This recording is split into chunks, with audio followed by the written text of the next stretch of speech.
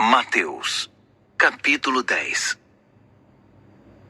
Assim que acabou de orar, a oração foi respondida. Jesus chamou 12 de seus seguidores e enviou-os a colher nos campos. Deu a eles a capacidade de expulsar espíritos malignos e dar carinhosa atenção aos sofredores. Esta é a lista dos 12 que ele enviou. Simão, também chamado Pedro, ou a Rocha. André, irmão dele. Tiago, filho de Zebedeu. João, irmão dele. Felipe, Bartolomeu, Tomé, Mateus, o cobrador de impostos. Tiago, filho de Alfeu. Tadeu, Simão, o Zelote. Judas Iscariotes, que o traiu. Jesus enviou os 12 trabalhadores com esta responsabilidade. Para converter quem não crê, não comecem viajando para longe. Não tentem ser dramáticos travando batalhas contra algum inimigo público. Procurem os perdidos, os que se sentem confusos aqui mesmo na vizinhança. Digam-lhes que o reino já está aqui. Levem saúde para os doentes. Ressuscitem os mortos. Toquem os que são considerados imundos. Expulsem demônios. Vocês são tratados com generosidade. Por isso vivam generosamente. Não pensem que será preciso iniciar uma campanha para levantar fundos antes de começar. Não será necessário muito equipamento. Vocês são o equipamento. Tenham em mente que tudo de que precisam são 3 refeições por dia. Não carreguem muito peso na viagem. Quando entrarem numa cidade ou numa vila, não procurem nenhuma hospedagem de luxo. Consigam um lugar simples, onde haja pessoas simples. Não queiram mais do que isso. Quando baterem à porta de uma casa, sejam educados. Se forem bem recebidos, sejam gentis na conversa. Se não forem, retirem-se sem estardalhaço, sem fazer cena. É hora de dar de ombros e continuar o caminho. Estejam certos de que no dia do juízo, eles irão lamentar o que fizeram. Mas isso não será mais problema de vocês. Mantenham-se alerta. Eu os estou incumbindo de um trabalho perigoso. Vocês serão como ovelhas correndo no meio de um bando de lobos. Portanto, não chamem a atenção para vocês. Sejam espertos como a serpente, mas inofensivos como as pombas. Não sejam ingênuos. Alguns irão contestar as motivações de vocês. Outros tentarão manchar sua reputação, só porque vocês creem em mim. Não fiquem deprimidos se forem levados perante as autoridades civis. Sem saber, eles fazem a vocês e a mim um grande favor, dando-lhes um palanque para pregar as novas do reino. E não se preocupem com o discurso. As palavras certas serão ditas. O Espírito do Pai de vocês irá providenciá-las. Quando o povo perceber que é o Deus vivo que vocês apresentam, não algum ídolo que os faça sentir-se bem, eles irão se voltar contra vocês, até mesmo membros da família. Aqui está uma grande ironia. Proclamar tanto amor e experimentar tanto ódio. Mas não desistam. Não se deixem abater. No final, valerá a pena. Vocês não estão perseguindo o sucesso, mas apenas tentando sobreviver. Sejam sobreviventes. Antes que se esgotem as opções, o Filho do Homem estará de volta. O aluno não ocupa uma posição mais elevada que a do professor. O empregado não ganha mais que o patrão. Portanto, deem-se por satisfeitos quando vocês, meus alunos, meus trabalhadores na colheita, receberem o mesmo tratamento que eu recebi. Se a mim, que sou o mestre, eles chamam demônio das moscas, o que os criados podem esperar? Não fiquem com medo. No tempo oportuno, tudo será manifesto e todos irão saber como as coisas realmente são. Assim, não vacilem em torná-las públicas agora. Não se calem diante dos blefes e das ameaças de valentões, porque não há nada que eles possam fazer contra a alma de vocês. Mantenham-se tementes a Deus. Ele é quem sustenta em suas mãos a vida, corpo e alma de todos. Qual o preço de um pardal? Alguns trocados, não é mesmo? pois Deus cuida deles mais que vocês cuidam. E a vocês ele dispensa tanta atenção que chega a contar os fios de cabelo da cabeça de cada um. Portanto, não fiquem intimidados com esta conversa assustadora. Vocês valem mais que 1 milhão de pardais. Defendam-me contra a opinião do mundo, e eu os defenderei na presença do meu Pai no céu. Mas não pensem que vou protegê-los se vocês se acovardarem e fugirem. Não pensem que vim tornar a vida de vocês agradável.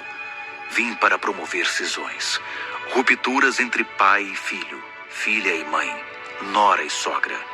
Vim para romper agradáveis arranjos domésticos e libertar vocês para servir a Deus. Familiares bem-intencionados podem ser seus piores inimigos. Se me rejeitarem por preferirem o pai ou a mãe, vocês não me merecem. Se forem mais dedicados ao filho ou à filha que a mim, vocês não me merecem. Se não forem até o fim comigo, ainda que o caminho seja acidentado, vocês não me merecem. Se a prioridade de vocês é cuidar de vocês mesmos, jamais irão se encontrar. Mas se vocês se esquecerem de vocês mesmos e me buscarem, irão encontrar-se e a mim também. Estamos intimamente comprometidos nessa colheita. Quem consentir no que vocês fazem estará aceitando a mim, ou seja, aquele que enviou vocês. Qualquer um que aceita o que eu faço, aceita meu Pai que me enviou. Acolher o mensageiro de Deus é tão bom quanto ser mensageiro de Deus. Aceitar ajuda de alguém é tão bom quanto ajudar alguém. Convoquei vocês para um trabalho difícil, mas não desanimem. É melhor um começo humilde. Por exemplo, dar um copo d'água a um sedento. O menor ato de dar ou receber faz de vocês aprendizes. Vocês nunca sairão perdendo. Mateus, capítulo 11. Depois de transmitir essas instruções aos seus 12 trabalhadores, ele saiu a ensinar e pregar em diversas vilas. Nesse meio tempo, João foi preso. E quando soube o que Jesus estava fazendo, enviou seus discípulos para perguntar: O Senhor é aquele que estávamos esperando? Ou teremos de esperar mais? Jesus lhes disse: Voltem e digam a João o que está acontecendo. Os cegos veem, os paralíticos andam, os leprosos são purificados, os surdos ouvem, os mortos ressuscitam, os marginalizados da terra ficam sabendo que Deus está do lado deles. É o que vocês estavam esperando? Então considerem-se muito abençoados. Enquanto os discípulos de João voltavam com a resposta, Jesus resolveu explicar às multidões quem era João. O que vocês esperavam quando foram vê-lo no deserto? Alguém aproveitando o fim de semana? Um magnata em roupa de grife? Esse tipo de gente que vive rodeado de celebridades? Afinal, o que vocês foram ver? Não foi um profeta? Com certeza um profeta. Talvez o mais importante que vocês terão a oportunidade de ouvir. Ele é o profeta que Malaquias anunciou quando escreveu: Estou enviando o meu profeta adiante de vocês para preparar a estrada para vocês. Permitam-me dizer o que está acontecendo. Ninguém na história humana é mais importante que João o Batista, mas no reino para o qual ele preparou vocês, a pessoa mais humilde é mais importante que ele. Há muito tempo que se tenta uma entrada forçada no reino de Deus. Mas se lerem com atenção os profetas e a lei de Deus, vocês perceberão que tudo culmina em João, unindo-se a ele na preparação do caminho para o Messias do reino. Olhando por esse ângulo, João é o Elias que vocês esperavam chegar para apresentar o Messias. Vocês estão me ouvindo? Entendem o que digo? Com que posso comparar esta geração? As pessoas se comportam como crianças mimadas, reclamando dos pais. Queremos pular corda, mas vocês estão sempre cansados. Queremos conversar, mas vocês estão sempre ocupados. João veio jejuando e foi chamado de louco. Eu cheguei festejando e me chamaram de beberrão, amigo da ralé. As pesquisas de opinião parecem não valer muita coisa, não é? Só com a experiência é que se comprova a verdade. Em seguida, Jesus censurou algumas cidades nas quais trabalhara muito, mas com pouco resultado, porque o povo se mostrara cético e indiferente. Ai de você, Corazim! Pobre Betsaida!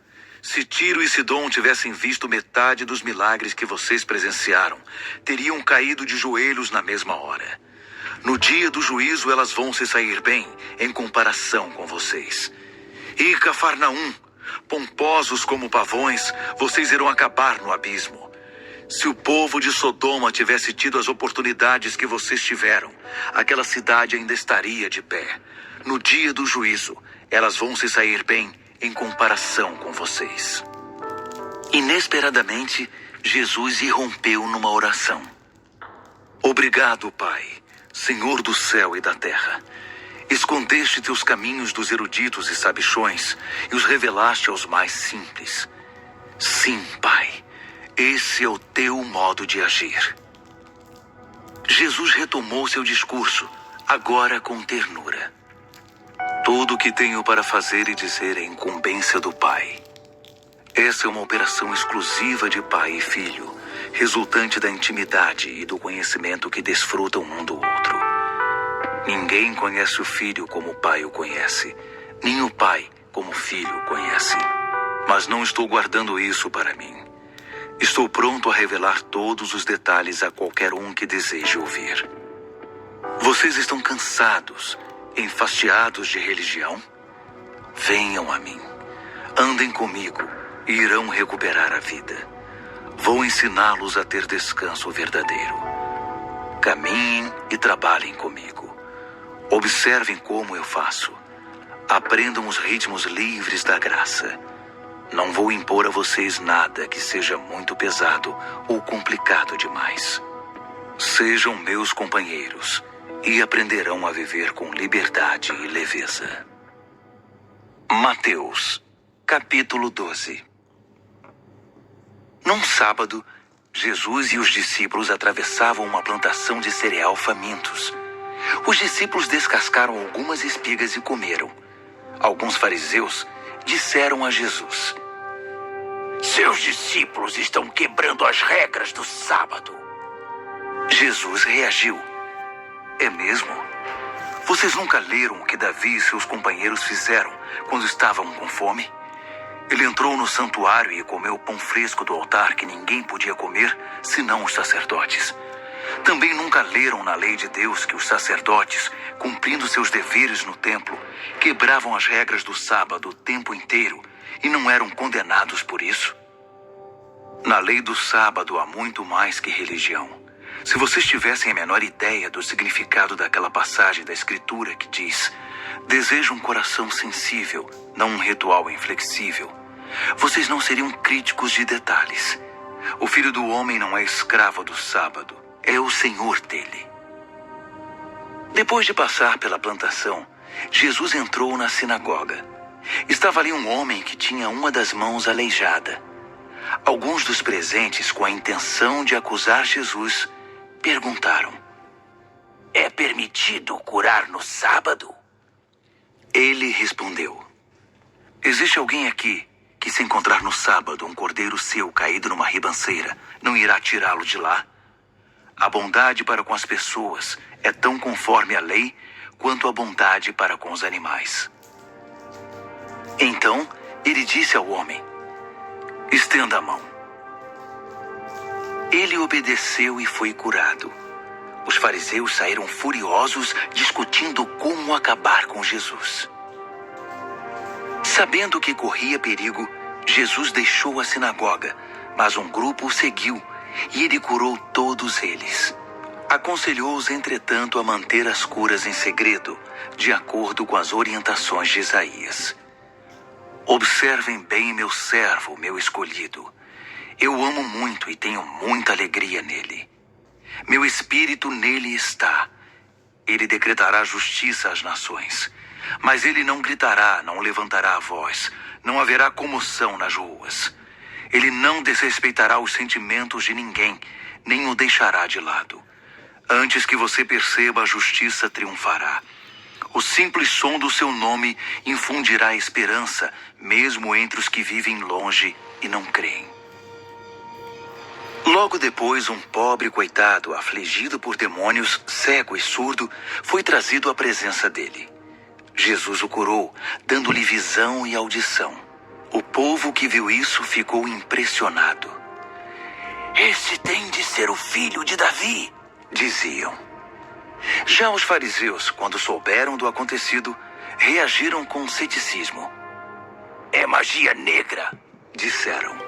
"Ele tirou algum truque diabólico da manga." Jesus contestou a calúnia. Um juiz que emite vereditos opostos sobre a mesma pessoa cai em contradição. Uma família que vive brigando se desintegrará. Se Satanás expulsa Satanás, não irá se destruir? Se vocês me caluniam afirmando que sou um demônio que expulsa demônios, a mesma calúnia não se aplica aos exorcistas de vocês? Mas se é pelo poder de Deus que expulso demônios, então com certeza o reino de Deus está aqui. Acham que é possível, em plena luz do dia, entrar na casa de um homem forte e acordado e roubar seus bens sem amarrá-lo primeiro? Amarre-no e então poderão roubá-lo. Isso é guerra e não há território neutro. Se vocês não estão do meu lado, são meus inimigos. Se não ajudam, estão atrapalhando. Não há nada dito ou feito que não possa ser perdoado. Mas se vocês persistirem nas calúnias contra o Espírito Santo de Deus, estarão deliberadamente rejeitando aquele que perdoa. Se rejeitarem o Filho do Homem por algum juízo equivocado, poderão ser perdoados. Mas se rejeitarem o Espírito Santo, estarão rompendo relações com aquele que os sustenta. Se vocês crescerem como uma árvore saudável, irão produzir frutos saudáveis. Mas se a árvore for doente, os frutos serão podres. Os frutos nos revelam a verdade sobre a árvore. A mente de vocês parece um ninho de cobras. Como dar crédito ao que dizem, já que são tão tolos? É o coração, não o dicionário, que dá significado às palavras. A pessoa de bem produz boas obras e boas palavras todo o tempo. Mas a pessoa má é como praga no pomar. Permitam-me dizer uma coisa. Cada uma dessas palavras impensadas voltará para assombrá-los. A hora da prestação de contas vai chegar. As palavras são poderosas. Levem-nas a sério. Elas podem ser a sua salvação, mas também podem condená-los. Mais tarde, alguns líderes religiosos e fariseus interpelaram Jesus. "Mestre, queremos ver suas credenciais. Uma prova conclusiva de que Deus está com você. Que tal um milagre?" Jesus respondeu: "Vocês procuram uma prova, mas estão procurando o tipo errado de prova. Tudo o que querem é algo para satisfazer a curiosidade e o desejo de ver milagres. A única evidência que terão é a que se parece com uma total ausência de provas: o sinal de Jonas. Assim como Jonas ficou 3 dias e 3 noites no ventre do peixe, o Filho do Homem, por 3 dias e 3 noites, será posto numa cova profunda. No dia do juízo, os ninivitas se levantarão e apresentarão a prova que condenará esta geração, porque quando Jonas pregou em Nínive, eles mudaram de vida. Aqui está um pregador mais importante que Jonas, e vocês querem provas. No dia do juízo, a rainha de Sabá virá de longe e apresentará uma prova que condenará esta geração, porque ela viajou de uma região remota da terra para ouvir o sábio Salomão. E diante de vocês está a sabedoria maior que a de Salomão, mas vocês se preocupam com provas. Quando é expulso de alguém, o espírito maligno vagueia pelo deserto procurando um oásis, uma alma distraída que possa atormentar. Se não encontra nada, diz consigo mesmo: vou retornar para minha antiga casa. Quando retorna, encontra a pessoa limpa, porém vazia. Então o espírito reúne outros 7 espíritos ainda piores, e todos se instalam ali. O estado da pessoa agora é pior do que antes. É assim que esta geração se parece. Vocês pensam que por remover o lixo de sua vida estão prontos para Deus. Mas como não foram receptivos à mensagem do reino que eu prego, os demônios estão voltando. Ele ainda falava à multidão quando sua mãe e seus irmãos apareceram. Eles estavam do lado de fora, tentando mandar-lhe um recado. Foi quando alguém informou: "Sua mãe e seus irmãos estão aqui. Querem falar com o senhor." Jesus não deu uma resposta direta, mas perguntou: "Quem vocês acham que são minha mãe e meus irmãos?" Ele então apontou para seus discípulos: "Olhem bem, estes são minha mãe e meus irmãos. Mas vale a obediência que laços de sangue. Quem faz a vontade de meu Pai Celestial é meu irmão, irmã e mãe."